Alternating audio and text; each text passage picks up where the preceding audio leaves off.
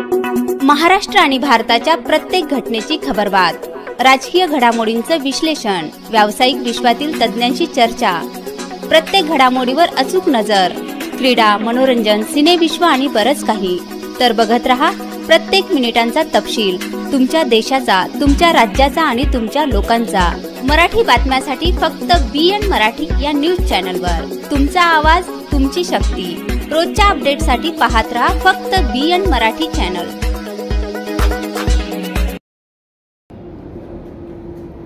सध्या ते पुतळ्याचे प्रश्न आहेत. सुशोभीकरणाच्या नावाखाली अद्याप आणखी त्याचं लोकार्पण त्यांनी केले, परंतु त्याचा जे म्हणावं तसा सुशोभीकरण नाही, विद्युतचे रोषणाई नाही, तर म्हणजे असं कुठलीही सुविधा नाही. त्याच्याबद्दल काय म्हणणं?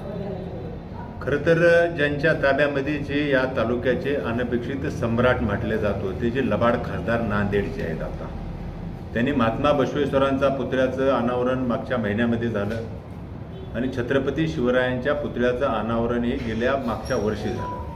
आपण जर बघितलं की छत्रपती शिवरायांचा पुतळा जो या ठिकाणी उभारला जात होता तो लोकवर्गणीमधून व्हावा अशाच पद्धतीची भावना या मतदारसंघामधल्या सर्वसामान्य माणसाची होती आणि त्या लोकवर्गणीमधला पुतळा ज्या ठिकाणी या शहरामध्ये आला तो पुतळा बसला जाऊ नये अशा पद्धतीची भावना ज्या खासदाराची होती.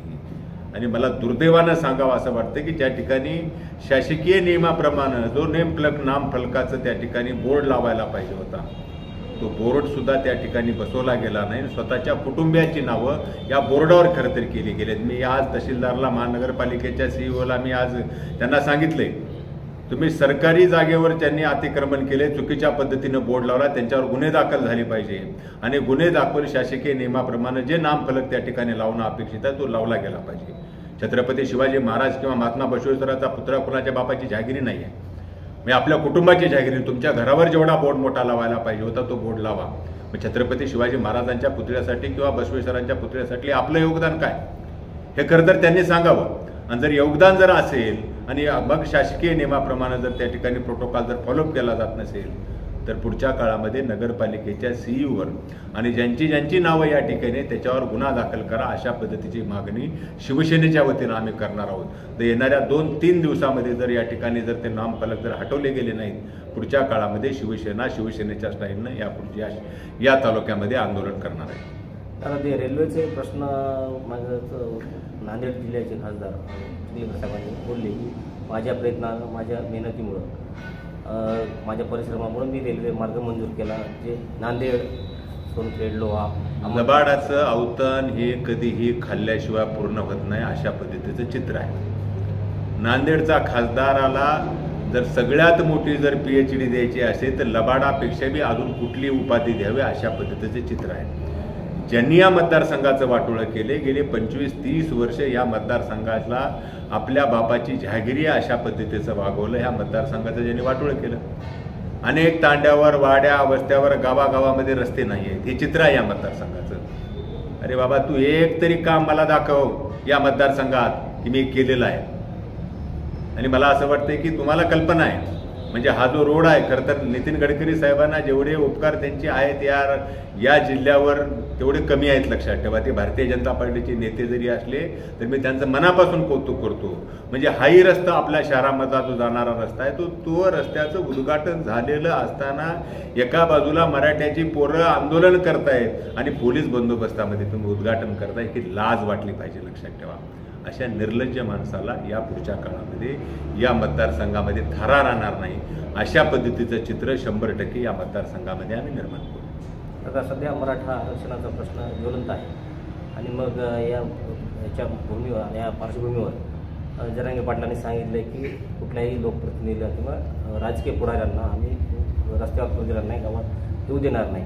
अशा परिस्थितीमध्ये तुमची भूमिका काय राहील? खरं तर जरांगे पाटील साहेब एक मराठा समाजाला मिळालेली देणगी आहे. मराठा समाजाचं नशीब, एक मराठा समाजाचे अत्यंत प्रामाणिकपणानं लढवय्या नेता, मराठा समाजाला आदरणीय नानासाहेब जावळेंच्या नंतर, खरं तर अण्णासाहेब जावळेंच्या नंतर खरं तर मिळालं हे मराठा समाजाचं भाग्य आहे.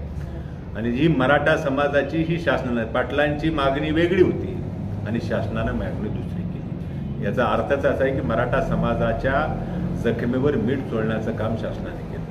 म्हणजे जरांगे पाटलाची किंवा म्हणजे आमच्या पक्षाची भूमिका की ओबीसीच्या आरक्षणाला धक्का न लागता मराठ्याला आरक्षण मिळालं पाहिजे, ज्याची केंद्रामध्ये सत्ता आहे, ज्याची राज्यात सत्ता आहे. 50% वरचं आरक्षण जर तुम्ही जर दिलं असतं किंवा मराठा समाजाला किंवा ओबीसी आज भांडण लावायचं काम करतायत मराठा समाज आणि ओबीसी मध्ये. मला असं वाटतं की अशा पद्धतीचं राजकारण जे केलं जातंय तर जरांगे पाटलांची मागणी जर मान्य जर झाली असती तर ती उपोषणालाच बसली नसते ना. ते का उपोषणाला बसते याचा अंतर्मुख होऊन निश्चित विचार केला पाहिजे. आणि जरांगे पाटलांनी लोकप्रतिनिधींना म्हटले, आत्ताचे जे खासदार आहेत, आमदार आहेत, लोकप्रतिनिधी जे आहेत, मंत्री आहेत, यांना खरं तर गावबंदी किंवा गावामध्ये येऊन तर आम्ही तर खरं तर आरक्षणाच्या बरोबर लढणारे कार्यकर्ते आहोत. आणि मला असं वाटतं की माझ्यासारख्या कार्यकर्त्यावर अनेकांनी आरोप केले, मी मराठा समाजाच्या आरक्षण मिळत नाही म्हणून मी राजीनामा दिला, ते मला शिवसेनेमध्ये जायचं होतं म्हणून राजीनामा दिला. अरे खरं तर अजून तो कुठलीच निवडणूक नाही, मला बी पक्षाची गरज आहे ना. म्हणजे सत्ताधारी पक्षाच्या पदाचा राजीनामा देणं म्हणजे आज जर चित्र बघितलं तर रोज एक जण भारतीय जनता पार्टीमध्ये जातो, रोज एक जण जातोय ना.